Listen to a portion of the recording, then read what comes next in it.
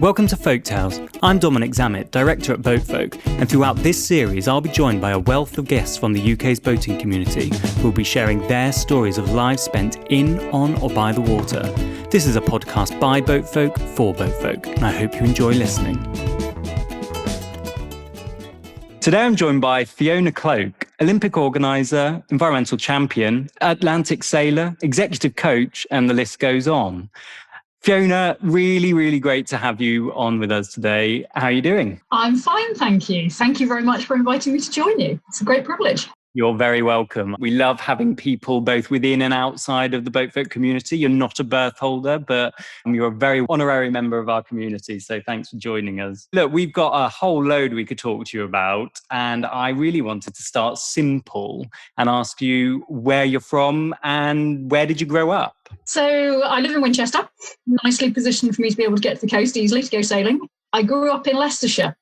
So it's a bit of a landlocked mystery how I ended up falling in love with the ocean.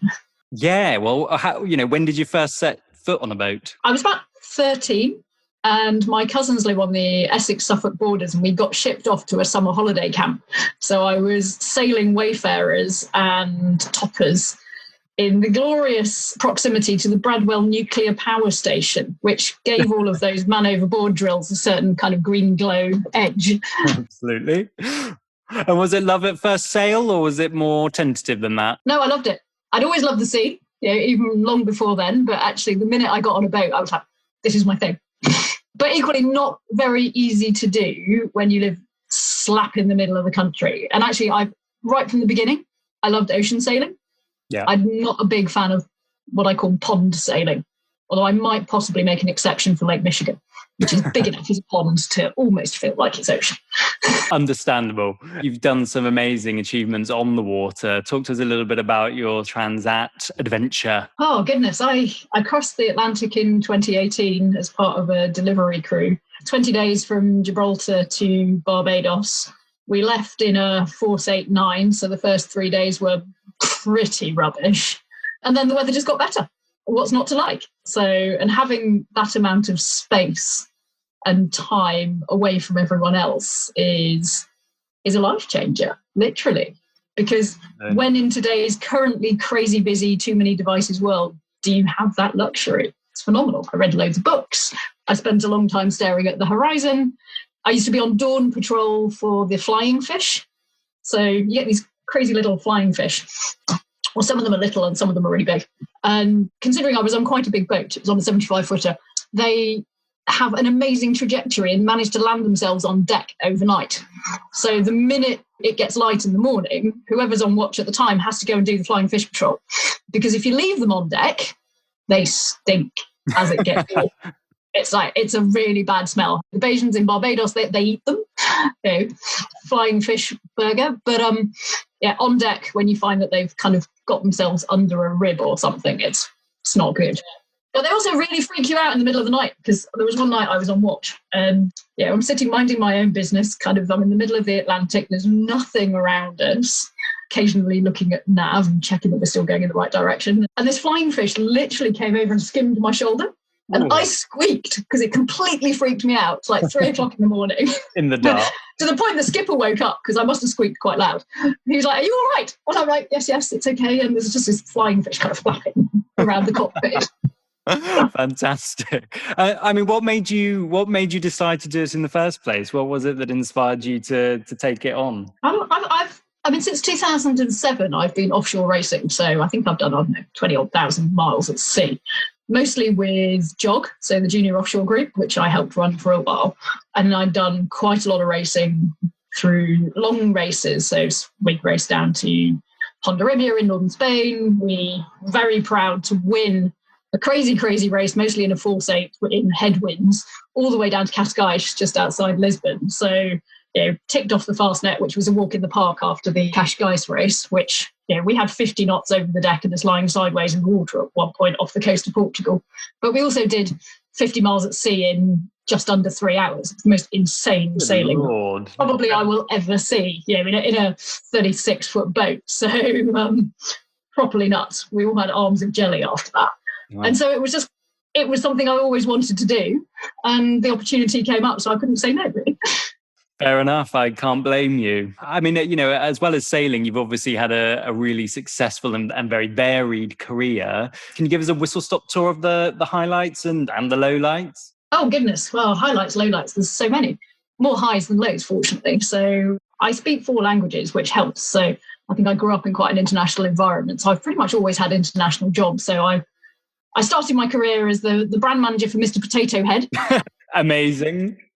Amongst other things. So lots of work in toys and entertainment, which was quite fun. So Star Wars, Mr. Potato Head, worked on My Little Pony, all sorts of fun things, something for everybody in the Hasbro toy box. And then I started working in media for a while, and then I went back from media to entertainment and worked for a division of Lego, just long before they actually had the Lego movie, but we had started working on a script, something similar. We had some preschool TV shows that we made and distributed around the world.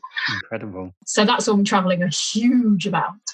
Not good for my carbon footprint. And then I went back into digital and advertising because I don't think the TV community at that time had really quite grasped the power of the internet to distribute content. So there's all this fabulous creativity around the world, but only this many broadcast slots that everyone was scrapping over. So it was just like, but there's this whole internet thing out there. I've always been a nerd, good geeky side to me. And so I sort of stuck my feet headfirst in digital. And I guess over the course of time, ended up working with Procter & Gamble, ended up working with Samsung on the launch of mobile when smartphones were the thing that everyone had to have, worked with Google for quite a while and YouTube and all of their portfolio of nerdy things I got to play with, which is great fun. And then I moved out to Monaco for a short while and I was CMO of World Athletics, so who are the governing body for athletics. So I'm very proud to put on the 2017 World Athletics Championships in London, where we were Sport Event of the Year from SportCal. We filled the stadium with 700,000 plus people over a 10-day event. Amazing. It was amazing. Just the atmosphere and the energy of people in the stadium celebrating the phenomenal achievements of the athletes. Really cool.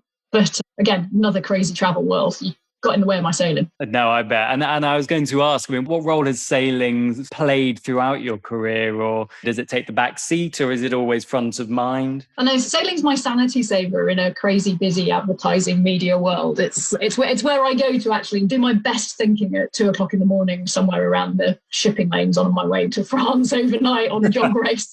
There's some clarity of not being surrounded by noise, just surrounded by ships, that somehow makes it easier to think. If all the noise of the week disappears. And I've always found that the minute I get on the boat on a Friday afternoon at 4:00 to do a cross-channel race, my brain completely switches gear. It's fantastic. I think a lot of people could probably sympathise. Yeah. What is it about sailing? Is it being on the ocean? Is it being close to water? Is it the practicality and the physicality of being on the boat? Or is it a combination of everything? I think it's a combination of all of those. I'm an outdoors kind of girl. I've always been an outdoors kind of girl. I was lucky to grow up in the countryside, so it doesn't really matter. I like wellies. My favourite footwear is wellies. At the minute, they're on-land wellies. My sailing wellies haven't seen too much action in the last year, obviously. But I think there's something that makes you very present when you're out in the elements. And inevitably, you've got, particularly on big, long races, you've got strategy and planning and weather routing and other things to think about. But ultimately, you have to have a huge respect for the ocean. You never quite know what she's going to throw at you. And it makes you concentrate. And I think that frees you from all the rest of the noise about daily life. And that moment when you turn the engine off, for me, it doesn't matter how many times it's happened, thousands, I still get a buzz out of that moment of like, and calm. I mean, it's not normally calm because it's kind of, you're just about to start a race and someone's, I'm the bow pixie. So I get to work at the front splashy end. And so normally at that point, we're about to start a race and someone wants a spinnaker hoist any second now. So you're kind of running around, but not always calm, but still peace, which is fabulous. Internal peace, if not necessarily external. Exactly. Fair enough. And I mean, obviously you've done a whole load of things in your career. What are you up to now? So part of my thinking time while I was crossing the Atlantic was, well, what do I do differently? And I kind of got to a point where I was a bit fed up of either spending my life on a plane commuting or on a train commuting into London. So I was like, right, I need to have a think about this. And having worked across so many different industries and so many different roles, I do a lot of consultancy, but I I think when I was crossing the Atlantic, I had a kind of a bingo moment. I'm like, you know what? Actually, I think I want to do something that helps other people, not just help sell product at the end of the day. And so I retrained last year as an exec coach. And so I've just launched my coaching practice. So What Next Coaching, cheap plug. And I working with a whole range of different people. I'm doing quite a lot of work with C-suite. So senior people coming up to what I would term third age, because the word retirement doesn't really exist anymore. So, and society hasn't done a great job of giving people models of how to approach that. Yeah. And it's no longer go on a cruise for 3 months and then, that'll be it. This is what I've been saving up my whole life for. Because that people end up pretty miserable quite quickly when they get back from that. But people spend lots of time and lots of effort planning the financials around their retirement. But so many people don't actually stop and think about the rest of their life holistically and how you plan with intent for the rest of your life. Because we're living in a world of incredible longevity. Yeah. My niece, age 5, is something like 1 in 4 chance of living to 104. Good Lord. A 55-year-old man now, statistically, has a 1 in 4 chance of living to 92. So if you think about a gear change, chapter 3, if you like, at 60, 65, chances are you're going to be healthy and reasonably wealthy in today's world compared with a lot of the rest of the world for 30 odd years. That's quite a lot of time to play golf or go sailing. I mean, go sailing would clearly be a much better approach to that. Well, naturally, we would think so. Does sailing play a role in any of your coaching or water generally? I think there's an awful lot of analogy that you can draw upon from sailing, because I think because a lot of my sailing's been racing, you get an awful lot of problem-solving skills, team skills, and there's some fantastic analogies in sailing that you can apply to help other people understand different concepts. So that whole notion of, you can't control the wind, but you can trim your sails. Yeah. So work within the conditions that you've got. Don't just kind of let everything fly, because generally that just makes a lot of flappy noise and you don't get anywhere. That's a great piece of advice. And have you had people particularly struggling with the last 12 months? Obviously, the challenges that COVID threw at them. Are people sort of seeing that as an opportunity, or is it just an overwhelming challenge for most people? I think it's a mixture. I think we've obviously all had to deal with a huge amount of change on a repeated basis in different versions of it. So it really is. It's like head sail trimming. It's like in, out. Oh, no, change sails. No, need code 0. But what I'm seeing increasingly more recently, kind of probably since the November lockdown, is the cumulative effect of us constantly dancing and changing, and it's really draining. Yeah. And I think it's incredibly hard, particularly for senior leaders and managers, to keep their mojo and keep motivating their teams when they're feeling as caged as everyone else. Yeah. And that's a real challenge. And I think that's also about helping people understand that rest doesn't have to mean sleep. It could be Netflix and chill. It's kind of like people bimbling about doing boat jobs. Yeah. It's very satisfying. Not that we have so many options in terms of being able to come down and bimble around on boats, but at the minute, those things that are absorbing and take your mind off all the other stuff that's your day-to-day noise are actually incredibly restorative. Yeah. So as soon as we can open those doors and get out to sea, the better. There's going to be a lot of jobs to do before we all get going. Absolutely right.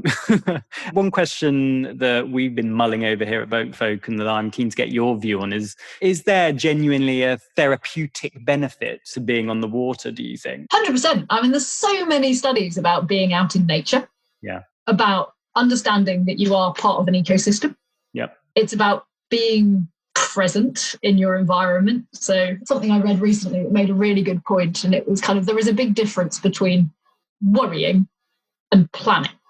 And we quite often confuse the two. Yeah. And I think the ability, and it comes back to the leadership piece we were just talking about, is that your ability to kind of lift your head up from these screens that have dominated our lives. I mean, how lucky we are to have them, because can you imagine having lived through lockdown when you were writing letters? Things would be a lot slower. It would have been a lot slower, but and I've talked to people about objectives this year, and I'm like, well, think about it as good, better, best. Yeah. Good is I get to chat to people on Zoom and I see some real humans, albeit only in 2D. Better would be some 3D interaction in real life. And then best would be a massive party, but that's not happening right now. But so if you settle yourself in that frame of mind, you're off. That's a really great way of looking at things. Do you have a piece of advice for anyone listening? What would be your one piece of advice in coping with lockdown and the challenges of juggling work and homeschooling for some and the lack of being able to see people? Yeah, what advice would you give them? So I'm speaking to a sailing community, right? There is no such thing as the wrong weather. Get outside. It helps lift your head up. It helps lift your spirits and your energy. Put your oilies on if you have to. But don't sit on the sofa for days on end without having had some fresh air. Get outside. It's challenging, I know, at the minute to find places where it's not hideously muddy or there's not also a squillion people. Yep. Download that Ordnance Survey map. There, at least you can find the footpaths. Very good point. Okay, so what's going to happen post-lockdown? What are your plans for the hopeful summer that we might have? Oh, well, I'm hoping we'll be able to get back on the water in some shape or form. I'm not thinking that the offshore season is going to look quite as it has done in the past. So I think agility and flexibility remain the core skills here. But I'm really hoping that we can get back outside again and enjoy some fresh air and some time on the water. And if I can't, then I shall be either on my friend's canal boat, which is a slightly more sedate form of marine exercise, although much less risk of spilling your tea. Very true. There's the flip side. Always an upside. Exactly. And one on that note, I mean, you and I have spoken previously about the concept of laughter for leaders. Oh, yes. Talk to us about that. Well, what's the idea? So I'm running a little experiment because I believe that there are lots of people in leadership positions who aren't having a lot of fun right now. And I really see the impact that's having on creativity, because working from home has made an awful lot of people very task focused, because you can't just spontaneously kind of pop your head over a partition or have a chat with someone on your way out for lunch. It just doesn't work like that anymore. And I think it's really hard for those people in leadership roles, where you're trying to be falsely jolly, even if you're not feeling it per se, to keep your team going, because everyone's having a challenge with this in their own different way. So I thought, right, I'm gonna set up something fun and invite a discrete number of people to an evening that I've termed Laugh for Leaders, where I'm working with Improv Partner to actually create a organised but fun session that leaders can turn up to. No preparation. It's unfortunately on screen, but we can't have everything in this world. And just hang out and let their hair down for a bit. But also, more importantly, share at the beginning in a trusted, and it's like boat rules apply, trusted space, some of the challenges that they're dealing with. Because I talk to so many different people in different industries, as opposed to being in a job where you talk to the same people every day. And I can see the commonality across all these spaces in a way that probably you can't, because you talk to the same people every day. So yes, I'm looking forward to that. Hopefully we'll become a series where we invite other people over time, and or people put their hand up and say, I'd love to come, which would be even better. But yeah. Well, look, I'm looking forward to the first session, and I'm sure that it will be a huge success, and our listeners will be vying for a position on the next Laughter for Leaders session. Well, that would be amazing. Always nice to meet new people. Absolutely. Well, look, Fiona, it's been an absolute pleasure talking to you. I just can't believe the life you've had, and I hope that we get a chance to meet in person very soon. Oh, that would be really good. Dark and stormy by the pontoon would be amazing, wouldn't it? Absolutely. Just got to hang in there for a few more months. Absolutely. Thanks, Fiona. Speak soon. You're very welcome. I hope you enjoyed listening to this episode of Folk Tales, and that you'll join me for the next episode soon.